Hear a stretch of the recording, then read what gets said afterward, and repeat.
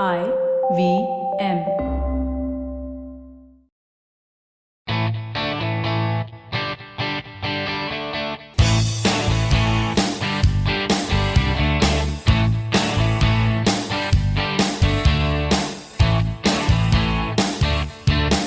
Hello and welcome to a brand new episode of the Musafir Stories, India's very own travel podcast, where each week we discuss the story of travelers in their own words and relive their experiences with you, our listeners. Hi guys, welcome to a brand new episode of the Musafir Stories podcast. Now before we get on with today's show, a quick shout out to Karthik Anand in reference to a most recent episode we did on Old Bengaluru. Karthik pointed out that apart from the Dharmaraya temple in the Pete area, there is an entire village called as Ivarakandapura, which literally translates to the place that saw five people. This is situated near Hesargata in North Bengaluru, and here's where the Pandavas spent some time, and there's about 5 temples dedicated to the brothers here. Thank you so much, Karthik, for pointing this out. Also, a quick shout out to Amroj Boy and Tani Travel Diaries. Both of them have left us a 5-star rating as well as a very generous review on iTunes. Thank you so much, guys. Now, if you're someone who likes to geek out about interesting things and topics, another show that's right up your alley is the Writer and Geek Show, brought to you by the brothers Vishnu and Shankar. We recently did a crossover episode with these guys, and we had so much fun doing this. So go check out their podcast. Links are in the show notes section. Now, as for today's episode, we speak with one of the most renowned names in the Indian travel blogging circuit, the one and only Anuradha Goyal, who runs the travel blog indietales.com. Not only is Anuradha a top travel blogger, but she does some amazing book reviews too on her other blog called Anu Reviews. Apart from this, she's also the author of The Mouse Charmers, a book about digital pioneers of India. So let's jump into the conversation and find out where Anuradha is taking us to today. Anuradha, thank you so much for being a part of the Musafir Stories and welcome to the podcast. Thank you so much, Saf, for having me. Thank you, Anuradha. It's a real honor, and it's one of the high points of Musafir Stories also, in a true sense, that we have been able to have an accomplished traveler and a storyteller like you. So thank you so much. It's our pleasure to have you. The introduction I gave initially about you is quite concise. So why don't you tell us and our listeners a little bit more about you, Anuradha, and your travel blogging journey? So my blogging journey actually began as an experiment. Way back in 2004, when I was working in Bangalore in an IT company. Blogging was a new tool, and I was just experimenting with it. I was just playing with it. I started posting random stuff, and random stuff used to be around 2 things usually, which was travels. Every weekend I used to be out exploring some part of Karnataka or anywhere else, or reading books. So eventually those things evolved into a full-blown travel blog and a book reviews blog. So that's how my travel blogging journey evolved. For many years, it was just a pure passion kind of a thing. I was traveling, I was writing about it. My readers were giving me feedback. They were telling me more and more places to go and see, or more information about the places I visited. So this loop went on for a few years. And in last few years, let's say about 6-7 years, the travel trade started working with travel bloggers. And that is when media got interested in travel bloggers. And that is when we became part of a larger ecosystem, which is travel and tourism industry. So I have been traveling all my life, and I have been writing about travel for more than 14 years now. But the limelight has come in last few years when we became a part of the travel trade industry. Wonderful. Now, on that note, as I said, firstly, we are really glad to have you come speak with us. And in addition to that, we are also very excited because we're going to be speaking about a very special place today as well, given the time we are approaching the festive season that we are in. So, Anuradha, why don't you go ahead and tell our listeners where you'll be taking us to today? So let me start by saying Jai Shri Ram. That's how you would be greeted in the destination that I'm going to speak about. Sure, it's Jai Shri Ram. Ayodhya. Yes, it's Ayodhya. And we all know this city, but I guess not many of us have traveled to this city. We all know that this is the city where Shri Ram was born. This is the city from where he went for his exile for 14 years. He came back and he ruled in that city. The biggest festival that India celebrates, Diwali, actually celebrates his homecoming, and his home is Ayodhya. So that's the basic story. I guess everybody who knows India a bit knows. But what I discovered in Ayodhya was far more than this, far more than this. I discovered that this is the probably, as per Indian traditions, as per our scriptures, this is the first city that we have ever had. This is the city we believe that the Adi Purush or the first man, Manu, had created. Okay. And it is the city of Ikshvasu. Ikshvasu is the clan in which Shri Ram was born. Okay. And Shri Ram was the 62nd generation of rulers in Ayodhya. So Kausal kingdom, of which they were the rulers, they ruled for many generations. So Shri Ram was 62nd generation, and there were many other generations that came after him. The last king of that generation was a king called Sumitra.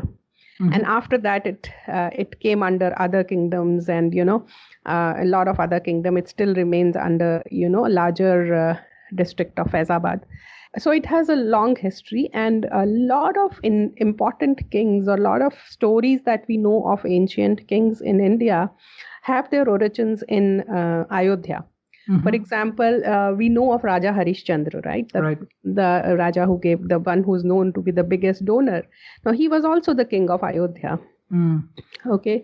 Similarly, there was another king who was supposed to be a big donor. He's called Raghu. That's why Shri Ram is also sometimes called Raghukul Nayak. Right? So he has a lot of stories. Then there was another ancestor of him called Dilip. You can read a lot of his stories. Now, another king who we know about, but we don't know that he's also related to Ayodhya, is Bhagirath, the person who's responsible for getting Ganga on earth. Okay. Right. Now, in the storytelling mode, we say Ganga came on earth, but Ganga was probably brought in the plains of India, more of an engineering marvel probably. And so he is related to Ayodhya. And so when I travel, I do a lot of reading before I go to a place, and then I see it according to my readings. And then, of course, there are a lot of things that you discover when you are there. Sure. So I was reading all this, and one of my source books for going to ancient Indian places is Kand Puran, which is like a modern day Lonely Planet kind of thing. So you literally find everything about the city in Skand Puran. And I read the Ayodhya Mahatmya in that, and it had a list of, I thought I'll have a list of about 10, 12 places that are mentioned, and I made a list. I started making a list on the paper, and I ran into some 6 sheets. There were so many places mentioned in that, which included whole lot of ponds, or talab as they say, sarovars. And each was minutely marked. So you are standing on, let's say, the pond A, and then it will tell you, go to the Ishan cone of this for 3 yojan, and you'll find this sarovar, which is like, go northeast for X kilometers and you will find this. And the half of those things still exist in some form or shape. So for me, it was a great discovery. Absolutely. Because for the layman, right, it is only like the things that he would have been exposed to is the story of Ram, as you mentioned, and more after that, right? Yes, I also want to add that while we know Ayodhya for the Suryavanshis, for the Ikshvaku clan, for Shri Ram, but Ayodhya is also a very important place for both Buddhists and for the Jainas. Sure. So the Jainas had about 24 Tirthankars. Lord Mahavir was the last Tirthankar they had. Right. Now, out of these 24 Tirthankars, 5 were born in Ayodhya. Okay. Including the first one, Adinath. Mm. So, so it's important for them, and it is mentioned in a lot of their literature. Mm-hmm. And in fact, their literature is probably one of the earliest literature that we know of that mentions Ayodhya as such. Mm-hmm. And then for Buddhists, Buddha has spent quite a few years in Ayodhya. And during the time when Buddhism was dominant in India, Ayodhya also had Buddhist monasteries, and this has been mentioned by travelers like Yun Sang. And there are other records as well. And that point in time, this city was called Saket. Right, correct. Right. So it is important. Then again, for Sikhism, they have one of their oldest Gurudwaras there, and both Guru Nanak Dev and Guru Gobind Singh had visited Ayodhya. And they stayed at a place which was from the scriptures time was called Brahma Kund. It was a kund, and the Gurdwara is located right at the edge of the kund. So it is important for all the religions that were born in India. Everybody has some stake in Ayodhya. Yep. I guess that also speaks volumes to the importance of the place, right? Not just to Hinduism, but much beyond that as well. And I think while I was looking up on this, I also found a very surprising connection to, I think it was a South Korean princess or somebody was from here, I think, right? So I was very surprised by that. So it's very interesting that one of the princesses of Ayodhya went and married a prince of Korea. Right. And this is at least 2,000, 3,000 years old story. And her name was Suri Ratna, I think it was the name, which basically means the sun and jewel, you know. And she went and she got a Korean name, which essentially means the same thing. And then half of Korea today, or most of Korea today, actually traces their descent from her. That's very interesting.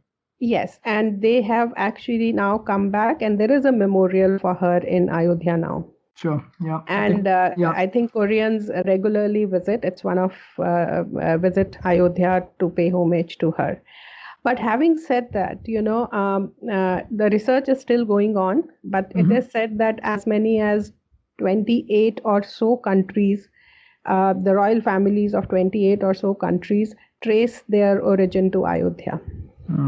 That's very, very significant. And I think a lot of these things, as I said, a layman wouldn't know. And we're really glad that we're talking about this and bringing it out to more people. I was also going to add that one of the other reasons, right, perhaps not the right reason for which Ayodhya has been in the limelight is also since the conflict that has been going on there, right, about the Ram Janmabhoomi that played out after 1992. That's the reason that Ayodhya has been like in the limelight for a lot of time, but I think there's so much more beyond that, as you explained, and that is why we wanted to have you on and talk a little bit more about the city in itself, and it's just beyond more what is shown in the media, right? And just getting back to your itinerary, right? Just if I may ask, when was the time of the year that you visited Ayodhya? Okay, so I visited Ayodhya twice. So my first visit was about 2 years back when I was invited by UP Tourism for a conclave, and we had a quick one-day trip in which we covered both Faizabad and Ayodhya. So I got about 2-3 hours in Ayodhya. But those 2-3 hours that I spent there, I knew that I have to come back to explore it in detail. Absolutely. So I those 2-3 hours were like it was like giving you a taste of the place, which it's like tasting a dish which you must know the recipe of, kind of thing. So I decided there and then that I will come back and spend some time in the city. So earlier this month, actually, first week of October, I spent a week in Ayodhya. Exploring the city. So I did all that I could read. I connected with as many people I could connect there. I got in touch with Ayodhya Research Institute. They helped me with a lot of data and a lot of information. And so I spent 6 days exploring Ayodhya from 4 o'clock in the morning till 10-11 at night every day. Oh my God, I completely soaked into Ayodhya, I think. Yes, yes, completely. And you said you visited there in October, and is that a good time to travel there, Anuradha?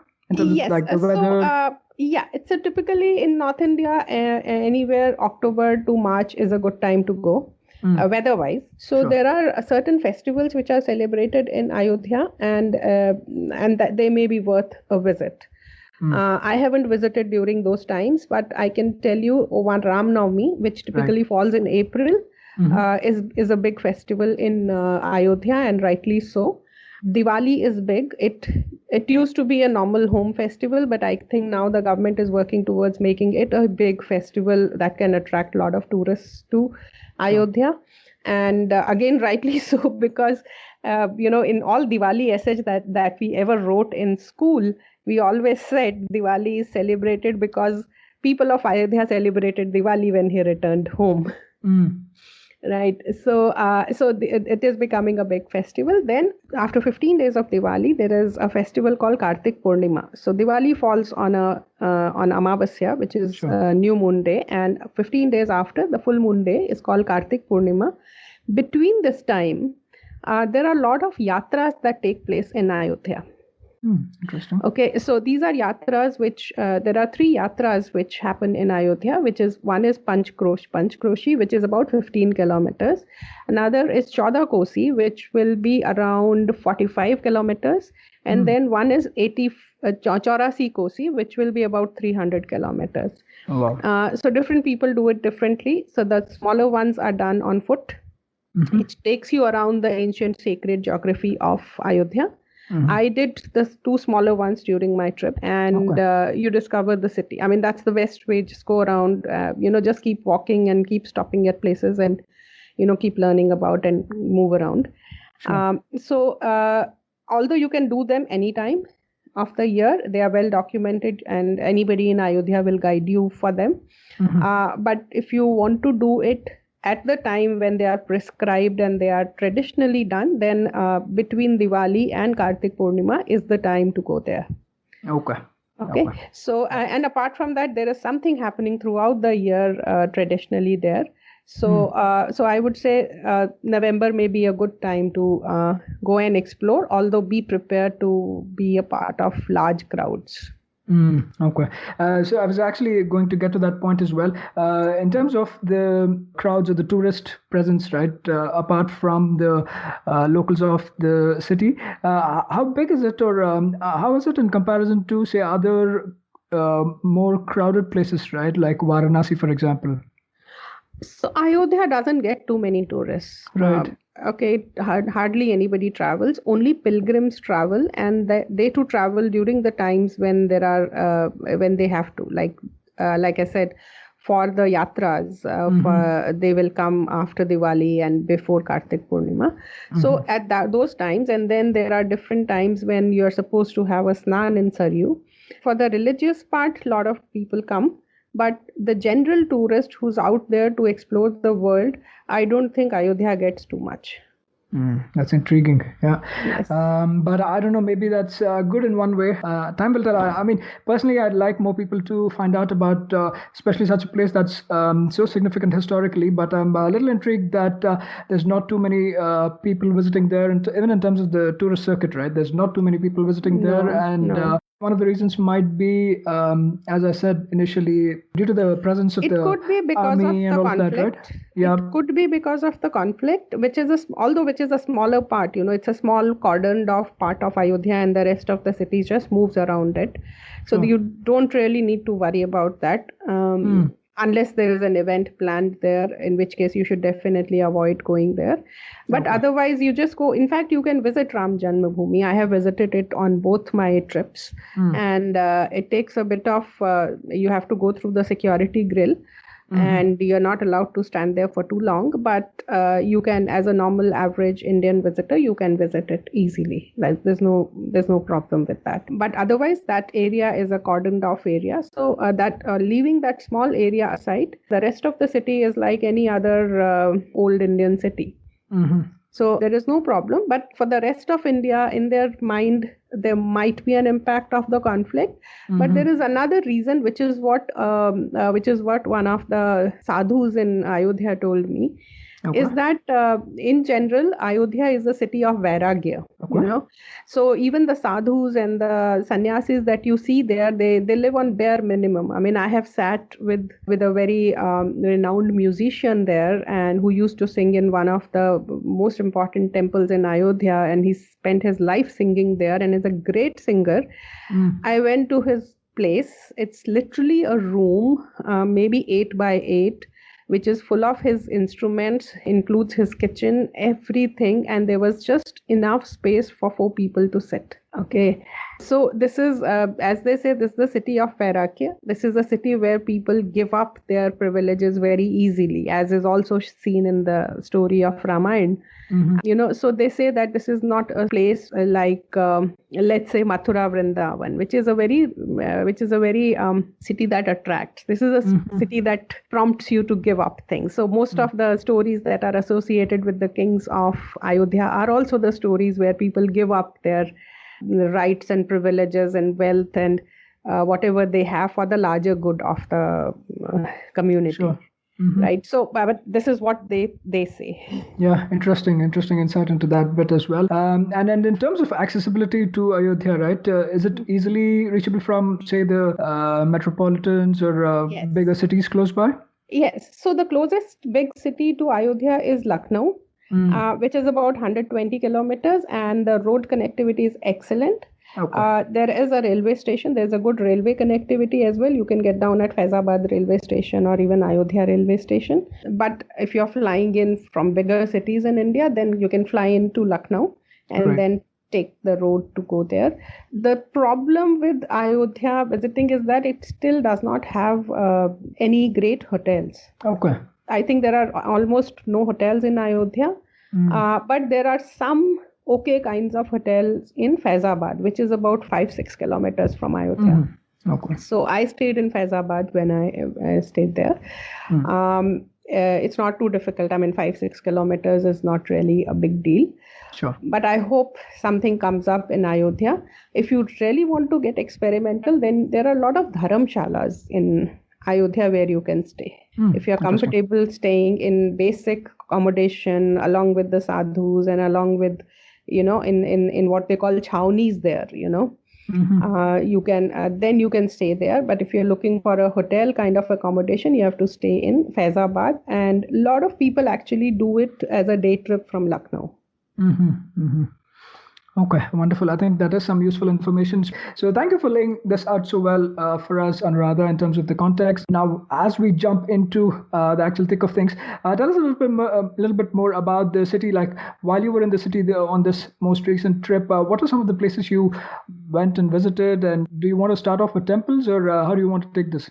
Yeah, Ayodhya has to begin with temples. It is the city of temples, and how many temples are there, nobody can count, because every nook and corner has a temple, and every temple has a story. But I'll tell you 4 or 5 important temples that you should visit. If you can visit Ram Janmabhoomi, because that is the core of Ayodhya per se. And Anuradha, just before we jump on to the next point of interest, right? I know while visiting the Ram Janmabhoomi, there might be like security cordons and everything. Any important documentation that you need to carry along with you to get to the place, like to visit the temple? I would say it is always good to have some ID document with you. You may or may not be asked to show, but it's always good to have your identity document. Okay. But the point to note is that you're not allowed to carry any kind of electronic gadgets or any kind of metallic stuff with you. So you can't carry your mobile phones or your cameras or anything with you. You just go with your wallet and come out. Okay, that's an important thing to note then. And then thank you for letting us know about that. And this is just for Ram Janmabhoomi. Rest of the Ayodhya, actually, that was one place where nobody actually stopped me from photographing anything. Most of the rest of India, in the temples, they don't let you do photography. But in Ayodhya, they were pretty open to do your photography. Okay, wonderful. The next temple you should visit is Kanak Bhavan. Now, it's not really called a temple, it's called a bhavan, which is like a place to stay. It's like a house. As per the Ramayana story, it is believed that Kaikeyi gifted it to Sita. It was her wedding gift to Sita. Right. And Kanak means golden, so it's the Golden Bhavan. It is one of the best preserved temples in Ayodhya. And it has something happening through the day. People are sitting there and singing. There are morning to evening, there are aartis happening. Just outside Kanak Bhavan, there is a small restaurant-like place called Kanak Rasoi, where you get a thali to eat, which is the prasad of the temple. Okay. So whatever is offered at the temple as prasad, and the same thing you can get as a proper thali outside for a nominal amount. And this is probably the only place where you could say you get a restaurant kind of a thing. Otherwise, Ayodhya is not a place where you find restaurants very easily. And it's a very, it's a food which is made without onion and without garlic, but it's the authentic local food, as authentic as you can get. Very interesting. And I also saw some of the pictures that you have on your blog, and it seems like a very colorful bhavan also, right? Yes. Not necessarily a temple, but very different from some of the other places that you had visited, both in terms of the architectures as well as the colors. They were really bright and stood out really well for me. Right. And so you have to understand that these places are places where, we treat them as gods, but this was actually their home. So this is one temple. So this is temple number 2. Right. Now, temple number 3 that you should visit is Hanuman Gadi. Okay. And now, for some reason, all the Hanuman temples in this region are called Hanuman Gadi. Okay. So every temple will have some prefix to it. Like the main Hanuman Gadi is called Badi Hanuman Gadi. Okay. I went to another Hanuman Gadi, which is called Shahadatganj Hanuman Gadi. Or this, they'll have different names, but all Hanuman temples are called Hanuman Gadi. Now, this particular Hanuman temple is slightly on a hill. It kind of overlooks the city.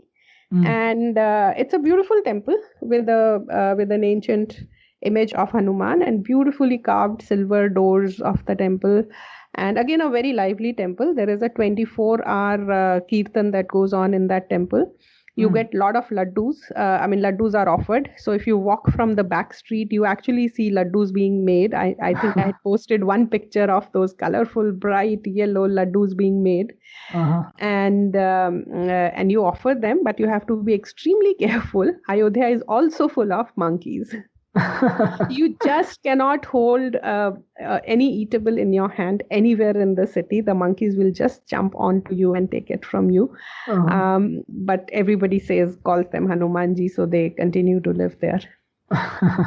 This is a good tip, and I think legend also goes that this was the hill from which Hanuman actually kept a watch on Ayodhya, right? I think something with those lines. Yeah. Right. So it is believed that when Shri Ram left his body and left Ayodhya, that's also the time when Lakshman left his body and left Ayodhya. So they asked Hanuman to take care of Ayodhya, and it's believed that he sits there and takes care of Ayodhya. So that's the story. So these are 3 temples. These are the 3 main temples, and then there is a temple called Valmiki Temple. Okay. Now this is a relatively new temple. It is dedicated to Valmiki, the author of Ramayana. Right. And the interesting part of this is that the walls of this temple have all the 24,000 shlokas of Valmiki Ramayana written on them. Oh, wow. With everything. I had posted some pictures of that. Just like you would read a book, you could just walk across the walls and read the whole Valmiki Ramayana there. Oh my God. Yeah, that must have been like a completely different experience, right? From the other temples that you've been visiting. Yeah. I've actually seen Tulsi Ramayana written in one of the temples in Banaras. But Valmiki Ramayana, I've seen it for the first time.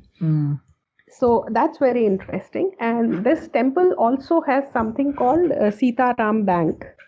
Okay. Now, this is a very interesting concept. It's not a bank per se, the way we know banks. Right. Now, this is where you get free copies to write Sita Ram or Shri Ram. So this is called Lekhan Jap. So instead of chanting the name, you can also write the name. Okay, so they give you free copies when you go there, and you can write the name, fill them up. One copy takes some 21,000 names or something like that. And then you can return the copy to them. You can, courier it back to them, and they collect all those copies, and they have a bank of those copies. So very novel concept, right? Because bank, everybody associates it with money right away, but very different here. Yeah. Very different and very unique. So it is for people who, in fact, it's one of the wish fulfillment things. So a lot of people say, okay, I'm going to, if my wish is fulfilled, I'm going to write Sawa Lakh Naam. 1.25 lakh names, or any number that suits them. So a lot of people do that, either asking for wish or, doing it once their wish is fulfilled. Interesting. Quickly moving on from here, what is the next, point of interest that you'd like to cover? So in Ayodhya, the second most important point is Saryu, the river. So in fact, every ancient mention of Ayodhya actually calls it a city located on the banks of Saryu River. And Saryu River, not many people know, actually originates in Mansarovar Lake, which is in China. And so it originates there and it comes down and then it eventually joins Ganga. So it is located there, and there are quite a few ghats on Saryu. Where typically, like a pilgrimage site, you will see pandas with their place. It is a place where a lot of the last rites are done, pinddan as we call it. So a lot of those are done. So a lot of people come to do it for their family members, for their parents. So it's lined up with that. If you go there early morning, you'll see, the whole of the banks of Saryu full of sadhus. I think that's the time when you realize how many sadhus live in Ayodhya. They are taking their morning baths, they are doing their pujas, they are offering their, Anjali to the sun. And, so it's a very spiritual experience to just sit early morning at the ghats of Saryu. And of course, there is life. There are flower sellers, there are monkeys, there are people selling puja items and people selling all kinds of things, including chai and a little bit to eat and all that. Okay. In fact, I remember I went early morning one day and I was hungry, but I was scared to eat anything because of monkeys. Okay. So the seller gave me, the chikki. He gave me chikki. He says, "ये monkey को पसंद, ये बंदर को पसंद नहीं है. आप ये आराम से खा सकते हो." He told me, he said, if you eat this, he's going to snatch away. But this is one thing they don't like, so you can eat it आराम से. I think that's a very quirky travel hack also, right? Right. So mornings on Saryu Ghat is all about spirituality. Evening, they have Saryu Aarti. At a couple of ghats, they have Saryu Aarti, which is not as grand as Banaras, but it is as elaborate as Banaras. So you can actually go and stand there and watch the Aarti, or you can participate. Both the times I participated, and this time I was given a proper Ram Nami, and I had to hold those diyas, which weigh probably 60 kgs or something. Right. Those huge diyas with a lot of bhakti, but it's an experience. Sure. I definitely recommend at least watching the Saryu Aarti in the evening. Now, of course, you can do boating if the flow is good. Depending on the flow of the water, the boating is done or not. You can, if you explore little beyond the popular parts of the ghat, you can see still dhobis washing their stuff in dhobi ghat, a proper dhobi ghat, as it used to be, with planks. And what I've just posted a picture of that on my Twitter. So even their planks on which they beat the cloths are beautifully carved. Okay. So Saryu is another place that the ghats of Saryu, of course, the ghats are also lined with temples, and you can stop anywhere and just enter a place and see a temple. But Saryu Ghat itself is a very lively place. Awesome. Yeah, and I think especially for a lot of us city dwellers, right? A place like this might feel like a completely different world altogether, Yes. because for us, mornings and evenings we usually associate it with the traffic, right? Exactly, and this is so different. I mean, the traffic of a different kind, Right. but the one that's more enjoyable, that's more soothing and more pleasing to the eye as well, eye and like mind and body, both of it. So wonderful. It's great that you had a chance to be a part of the Aarti as well. That is something one can indulge in while in Ayodhya. And some of the popular ghats that you've mentioned as well. There is Naya Ghat, there is Raj Ghat, Guptar Ghat, there is Jhunki Ghat, Okay. and there is Sahasradhara Ghat. So these Okay. are fun, but they are all, I mean, they're all, it's not a too big a city. So you can actually start from one ghat and end at another ghat. It may be a 2 kilometer walk. That's it. Okay. So ghat walk is actually something that I really recommend. You start from one end and just walk across to the other end. You'll see the whole life on Saryu. Awesome. That's really interesting. And as Anuradha pointed out, Saryu is like the lifeline of Ayodhya, right? Very important, both in terms of the significance too, in that both Lord Ram and Lord Lakshman, both of them, they left their bodies and they took samadhi in Samadhi, Saryu. right? Sarayu. So that way also it's very important. Now moving on from Sarayu, where do you head off to next, Anuradha? Another place I would recommend is Ayodhya Research Institute. It is located in a building called Tulsi Samarak. Okay. So as you know, Tulsidas, when he wanted to write Ramayana, he came and spent about 2.5 years in Ayodhya. Right. And this is where he started writing Ramcharitmanas. So there is a park dedicated to him, and there is a Samarak named after him. So at Ayodhya Research Institute, what they do is they are collecting everything that has anything to do with Ayodhya as a city. Okay, so they do research also. In their institute, they have a beautiful collection of art from India and across the world associated with Ayodhya. Okay, yeah. Okay, Must have been a unique collection. Yeah. Oh, yes. So they have like walls painted, for example, and very interesting. So they have the story of Ramayana painted on their walls. So the birth of Ram, which happens in Ayodhya, which is in UP, they have got it painted in a very UP style. Then his wedding, which happened with Sita, who's from Mithila. So they have the wedding painted in a Maithili art form, which is Madhubani. Then when the story moves to, say, South India, they have the South Indian style depiction of that. So that's beautifully painted walls, and they have art from all over the world, including, Thailand, Indonesia, Korea. Anything that is associated with the city of Ayodhya, they have something to represent that. It almost must have been like looking through a kaleidoscope, right? With so many different art forms. And I think it's been beautifully done too, by the way you're saying it, that they've given context as well in terms of the art form to the storyline. So that way it makes it even more interesting. They have a full map of the route that Shri Ram took to go from Ayodhya to Sri Lanka and come back. And they have lots of books. So if you want to buy any books on Ayodhya, they are the go-to place. They have really research-based publications. They have a huge library, and their staff is really, really cooperative.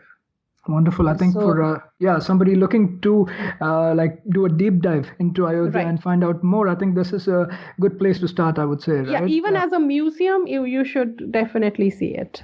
Even if you are not getting into deep dive, as a museum, you should see it.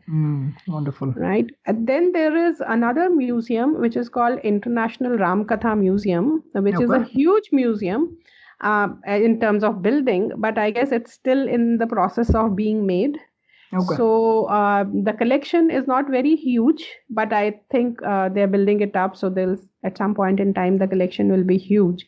But still see it. They have some art related to Ayodhya presented there.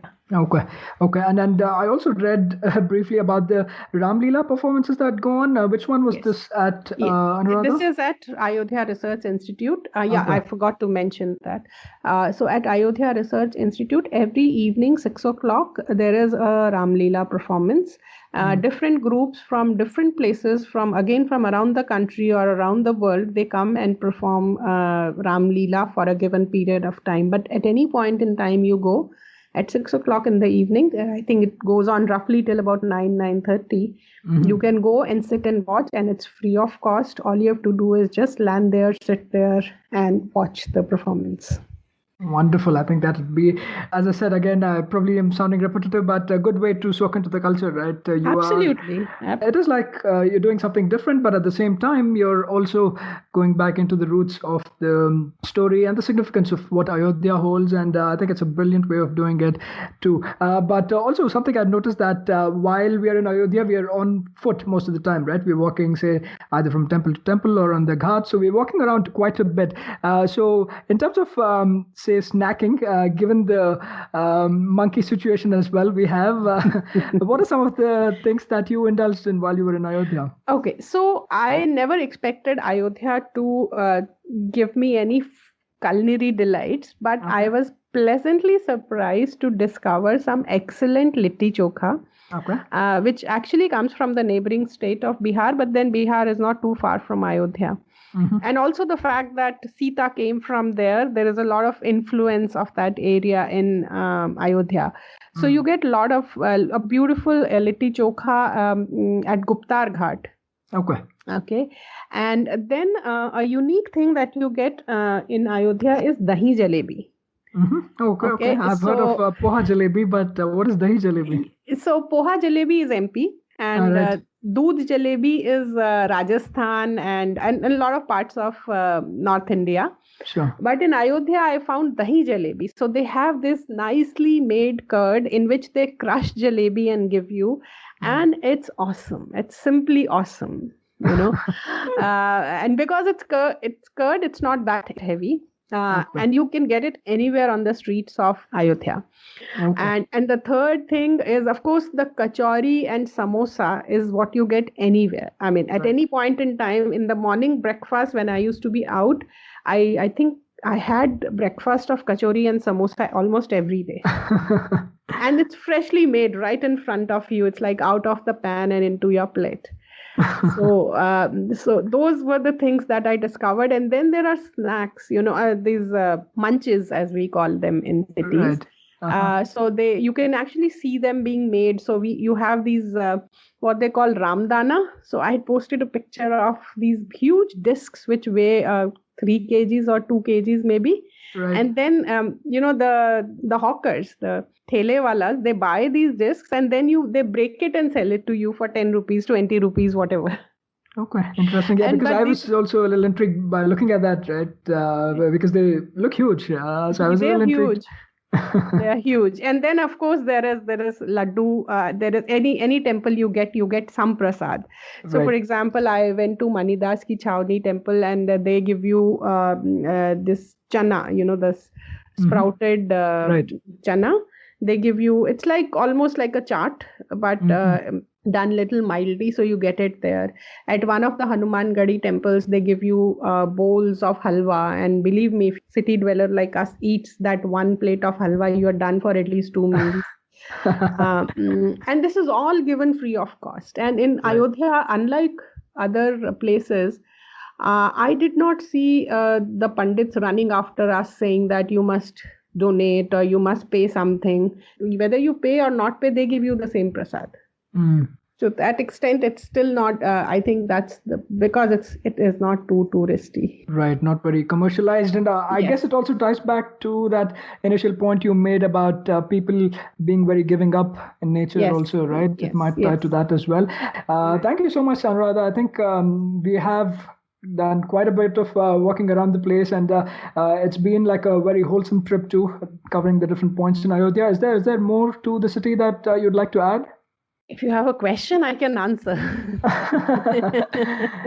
No, but it does seem like, at least for somebody looking to head to Ayodhya and start preparing or start planning, this does seem like quite a handful or quite a plateful. So thank you so much. It's been a wonderful experience talking about this very, very, very significant and historic city, both from, as I said, the perspective of not just Hinduism, but a lot of other religions too. It's been the home to a lot of these religions, and of course, the home of the Ramayana and the setting in which the entire Ramayana was played out, the home of Ram Lalla, as they say, right? Thank you so much. And it's even more special, as I mentioned at the beginning, that we had a chance to talk more about this wonderful city on the occasion, or as we're just running up to the grand festival that is Diwali, that is celebrated all over India. And as they say, right, it marks the victory of good over evil, and the victory of light over darkness. So thank you so much. It's been absolute delight to have you on the podcast and have this wonderful conversation, especially about Ayodhya with you. Thank you, Anuradha. And before leaving, do tell us how we can keep in touch with your work and follow the wonderful travels that you do. So the core of our digital existence is our blog, which is inditales.com, INDITALES.com. I also exist on Twitter as Anuradha Goyal and Instagram as Anuradha Goyal, and on Facebook as Inditales. So anywhere you can reach us. Wonderful. We will link all these social media handles on the podcast website, as well as our show notes. That way listeners will have ready access to follow the wonderful journeys of Anuradha. Again, before leaving, thank you so much, Anuradha. It's been an absolute pleasure, and we hope to come back to you and talk to you about your wonderful travels to other destinations as well in the future. Thank you, Anuradha. Thank you, Saif, and wish you a very happy Diwali. जय जय सीताराम हो बहिनी बोलो सीताराम हो भैया बोलो सीताराम बोलो बाबा के नगरिया में जय जय Sitaram. That was yet another great episode of the Musafir Stories. If you guys like the show, please subscribe to us on iTunes or Apple Podcasts, Audioboom, Savan, Pocket Casts, Castbox, Stitcher, or any other podcasting app available on iOS or Android. Please do leave us a review on iTunes. It goes a long way in the show's discoverability. You can also follow us on Facebook, Twitter, or Instagram. We go by the handle The Musafir Stories. Or, if it suits you, you could email us at themusafirstories@gmail.com or visit our website at www.themusafirstories.com for more information. All of these links will be made available in the show notes section of each episode. So here's to more traveling, sharing, and inspiring. Stay tuned for our next episode. Until then, happy travels and goodbye.